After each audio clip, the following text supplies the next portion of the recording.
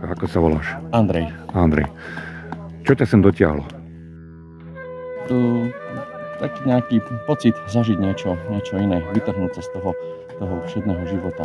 No ale si nešiel do komfortu, takže si sa musel trošku akože aj pripravovať na to, že bude zle. No prvý kurz som dostal ako darček a druhý som už sa dobrovoľne. Aha, čiže ty už si... som čakal, že asi... Ty už si nie panic v tomto, čo? Ja som vedel, že... Ale zimu si ešte nerobil? Nie, zimu. A bola ti zima? Bola.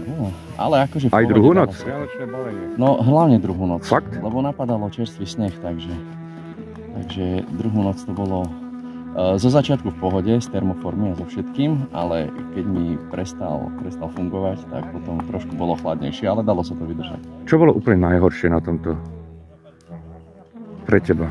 Každý to má inak. Čo ja viem, ráno vyliesť zo spacáku. Dobre, ešte sa ťa opýtam, že či prídeš aj na nejaký pokročilejší kurz niekedy na jar v lete.